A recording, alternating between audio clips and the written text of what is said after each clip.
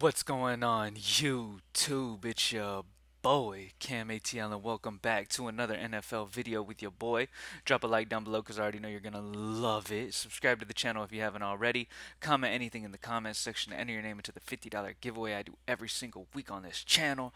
We have another Thursday night showdown slate on tap for us tonight. We've been smashing NBA, so make sure you get involved with NBA as well at Greenlight DFS.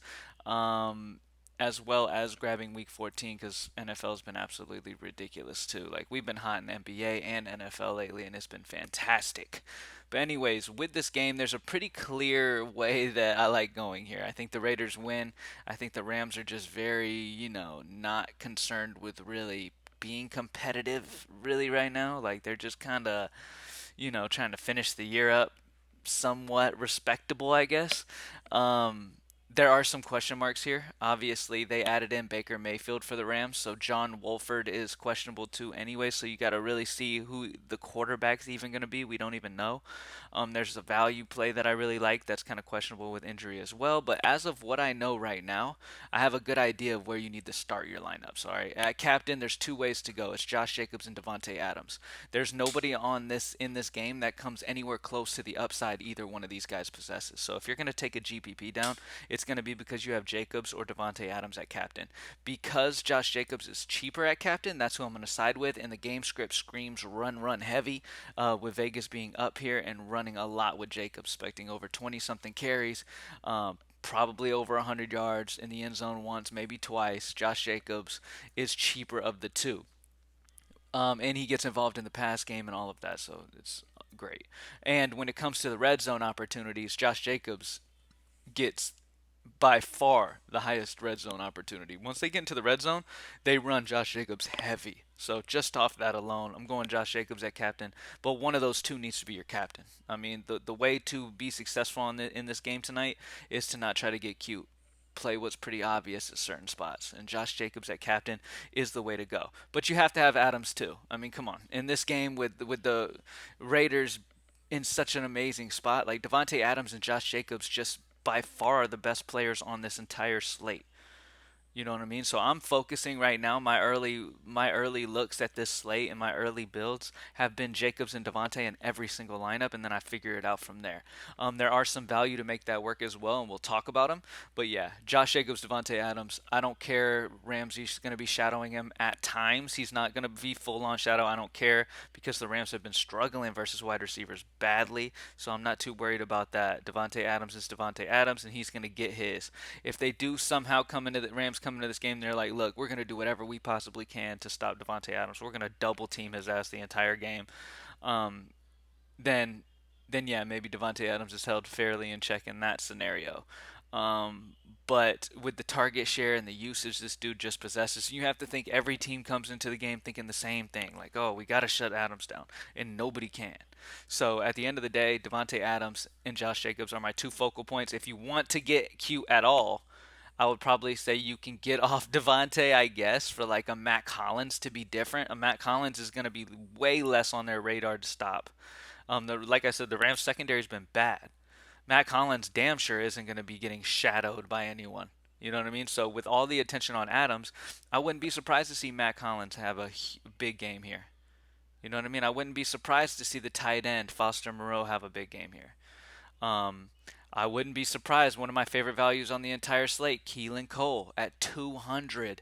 This dude played over 40% of snaps last week. Obviously, pay attention to. No, actually, it might have been over 50%. I can't remember exactly, but at 200, he's just playing way too many snaps not to play him at that price tag. Pay attention to Hunter Renfro. It's looking. I'm leaning more towards he's out than in, but right now, I mean, I don't know 100%. If Renfro's in, Keelan Cole's going to be, less attractive. But at the same time, even if Hunter Renfro is in, he's going to be limited. He's not going to come back and get his full load. So, Keelan Cole is still an option because he's only 200. I'm guessing when they price these guys, they're expecting Renfro back. Keelan Cole at 200 is just fantastic option this week as a value. Another value I love is Brandon Powell. I've been playing a lot with. Brandon Powell is a guy who got 40% snap share. I think that's where I got them confused. Keelan Cole got like over 50% snap share. Brandon Powell got in the 40s.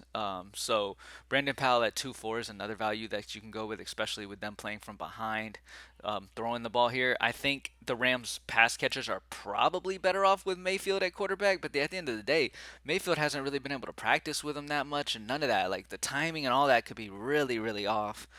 So I don't know. Maybe Warford or whatever his name is, being quarterback is better for these guys.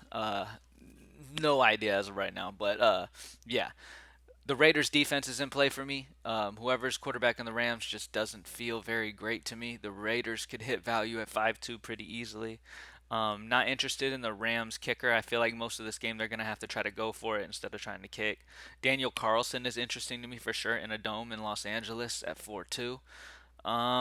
Tutu Atwell is another guy at 4-4. We just the common theme here is at under 5K we have a lot of value. A lot of value. We even have a 200 guy who's probably going to start. You know what I mean? So it makes things really, really simple. Now, I'm gonna run back my two Vegas guys, and to do that, I'm gonna run back a value RAM because obviously, if I go like a super spend up RAM, which none of them are super spend up, but I just want to make sure that you guys have plenty of money left over and you understand I love the Rams value receivers. That's really where I'm aiming at. I love the Rams value receivers. Now, Van Jefferson's going to be the main targeted guy there. But I mean, Brandon Powell's solid. Tyler Higbee's going to be solid. Tutu Atwell's solid. Skowronek's solid. These guys are all in play for me. They're all in a very pass-heavy situation for the Rams.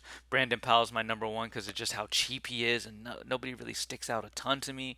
With the new quarterbacks being in there, they could lean heavily on Higbee. He's fine at 6'2". Um, I don't know what quarterback is going to be quarterback, so I'm not going to talk too much about that. I don't have a ton. If I have, yeah, I don't know. I have a little bit of interest in whoever the Rams quarterback is because of the game script, um, but I'm still iffy on that.